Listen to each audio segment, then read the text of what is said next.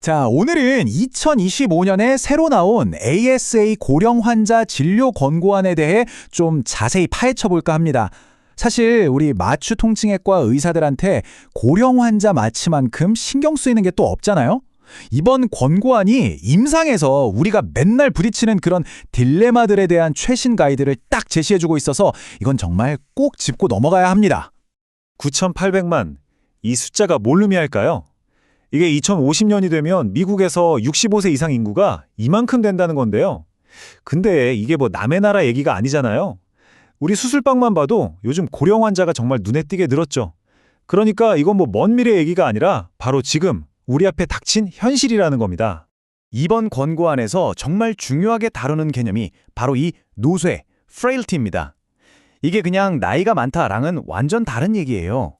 말하자면 생리적인 배터리가 거의 다 닳아버린 상태라고 할까요?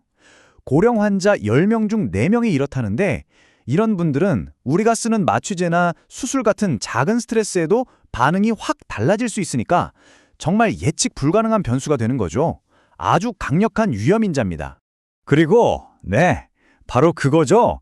우리 마취과 의사들이 정말 제일 걱정하는 거 바로 수술 후 선망입니다. 이게 한 번 오면 환자 예후가 정말 나빠지잖아요.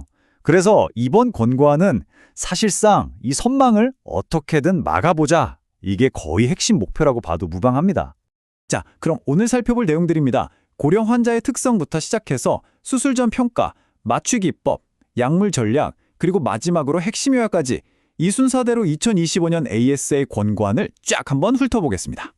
네, 첫 번째 주제는 고령 수술 환자입니다. 우리가 수술을 하는 게 그냥 병만 낫게 하자는 게 아니잖아요. 특히 이분들한테는 수술 후에 다시 예전처럼 혼자 생활하실 수 있게 그 기능적 독립성을 지켜드리는 게 정말 무엇보다 중요하죠. 이 점을 머리에 딱 새기고 시작해 보겠습니다. 핵심은 취약성 이 한 단어로 요약됩니다. 여기 데이터 좀 보세요. 우리가 수술 전에 미처 몰랐던 인지장애나 노쇠가 있으면 이게 수술 후에 합병증이나 사망률을 막 2배에서 5배까지 확 높여버리는 거예요. 결국 집으로 못 돌아가고 요양시설로 가시게 되는 경우도 많아지고요. 정말 심각한 문제죠. 자, 그럼 여기서 이런 질문이 생기죠. 좋아, 그럼 우리가 수술 전의 평가를 좀 더 꼼꼼하게 하면 실제로 예후를 좋게 만들 수 있을까? 하는 겁니다. 바로 이 질문에 대해서 이번 권고안이 답을 주려고 합니다. 그러니까 그냥 하던 대로 평가하는 거 말고 여기에 노쇠나 인지기능 스크리닝을 추가했을 때 이게 정말 효과가 있냐 그 근거를 한번 보자는 거죠. 자, 바로 이 표가 그 답입니다. 여러 연구를 모아서 분석해 봤더니 결론이 뭐냐? 수술 후 선망. 보세요. 확장된 평가를 한 그룹에서 위험도가 확 줄었죠. RR이 0.77이면 위험도가 23%나 감소했다는 거거든요. 이건 정말 유의미한 결과입니다. 수술 전에 미리 위험한 환자를 찾아내서 뭔가 조치를 취하는 게 확실히 효과가 있다는 거죠. 그래서 ASA의 첫 번째 권고가 나왔습니다. 수술 후 선망을 줄이려면 이런 확장된 평가를 고려해봐라. 근데 여기서 강력 추천이 아니라 고려라고 한 이유가 있어요. 아직 연구 데이터가 완벽하게 쌓인 건 아니라는 거죠. 근거 수준이 낮음으로 돼 있잖아요. 그래도 선망을 줄일 수 있는 가능성이 보이니까 임상에서는 충분히 해볼만 하다. 딱 이 정도 뉘앙스로 받아들이시면 됩니다. 자, 수술 전 평가는 이렇게 정리하고 이제 수술방으로 들어가 보겠습니다. 아마 우리 마취과 의사들 사이에서 가장 뜨거운 감자 아닐까요? 마취 방법을 뭘로 하느냐, 이게 정말 예후에 영향을 미칠까요? 이건 정말 해묵은 논쟁이죠. 스파이널이냐 제너럴이냐. 고령 환자에서 선망을 줄이는 데는 과연 뭐가 더 나을까요? 다들 한 번쯤은 고민해 보셨을 겁니다. 자, 결론부터 말씀드릴게요. 둘 다 똑같다입니다. 근거 수준도 중간 정도로 꽤 탄탄해요. 스파이너 한다고 선망이 덜 오고 제너럴 한다고 더 오고 그런 거 없다는 겁니다.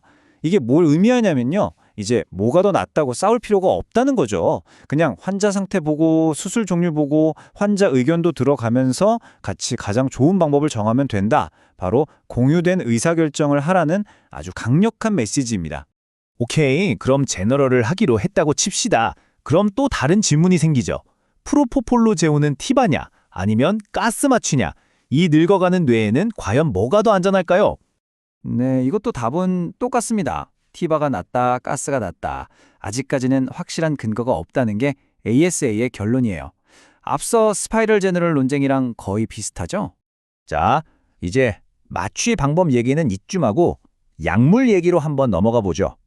우리가 쓰는 약들이 선망에 어떤 영향을 주는지, 또 선망을 예방하기 위해 쓸만한 약은 없는지 한번 살펴보겠습니다. 여기서 아주 흥미로운 약이 하나 등장합니다. 바로 덱스메데토미딘인데요. 이 약이 딱 양날의 검 같아요. 선망은 확실히 줄여주는데 대신 혈압 떨어지고 맥박 느려지는 부작용이 있다는 거죠. 이걸 바로 임상적 트레이드 오프라고 합니다. 자, 이 그림을 한번 보시죠. 이게 포레스트 플롯이라는 건데 복잡해 보이지만 간단해요. 저기 맨 밑에 있는 다이아몬드가 1보다 왼쪽에 있죠? 그럼 효과가 있다는 뜻입니다. 덱스메데토미딘이 선망을 확실히 예방해준다는 걸 보여주죠. 근데 재밌는 게 있어요. 저기 위쪽에 중국에서 한 연구글만 보면 효과가 유독 더 크게 나와요. 이게 뭐 인종적인 차이인지 아니면 다른 이유가 있는지는 아직 모르지만 이런 부분도 우리가 고려를 해봐야 한다는 거죠. 그래서 최종 결론은 뭐냐? 이것도 조건부 권고입니다. 모든 환자한테 다 써라가 아니라 쓸지 말지 잘 따져보고 결정해라는 거죠. 선망 예방이라는 장점과 혈압 떨어지는 단점을 저울질해서 이 환자한테는 이득이 더 크겠다 싶을 때 선택하라는 겁니다. 결국 핵심은 환자를 잘 골라야 한다는 거죠.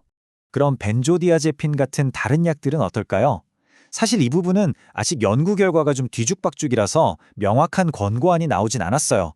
대신 ASA가 최선의 진료 지침이라는 걸 내놨는데 이게 뭐냐면 이런 약들이 선망 위험을 높일 수 있으니 쓸 때는 정말 득과 실을 잘 따져봐라 이겁니다. 한마디로 웬만하면 쓰지 말라는 얘기죠. 꼭 필요한 상황이 아니면요. 자, 지금까지 쭉 살펴봤는데 그래서 결론적으로 우리 임상 현장에서 당장 뭘 바꿔야 할까요? 핵심만 딱 정리해 보겠습니다. 딱 4가지입니다. 첫째, 수술 전에 노세나 인지기능 스크리닝 한번 고려해보자. 둘째, 마취 방법은 뭐가 더 낫다고 싸우지 말고 환자랑 같이 정하자. 셋째, 덱스메데토미딘은 환자 봐가면서 득실을 잘 따져서 쓰자. 그리고 마지막으로 벤조 같은 약은 어르신들한테는 웬만하면 쓰지 말자. 어때요? 간단하죠? 결국 모든 환자에게 똑같이 적용하는 게 아니라 환자 한 명 한 명에 맞추는 개별화된 접근이 핵심인 겁니다. 자, 이걸로 마무리를 할까 하는데요. 마지막으로 질문 하나 던져보겠습니다. 이번 권고안은 지금까지 우리가 아는 걸 정리한 거잖아요. 그럼 다음 스텝은 뭘까요? 아마도 수술 전 재활, 즉 프리해빌리테이션이 아닐까 싶습니다. 수술방에 들어오기 전에 환자 상태를 최상으로 끌어올리는 거죠. 이건 아직 우리가 가야 할 길이고 앞으로 우리 마취 통증의학 분야가 풀어야 할 숙제일 겁니다. 오늘 내용이 선생님들 진료에 조금이나마 도움이 되었으면 좋겠습니다.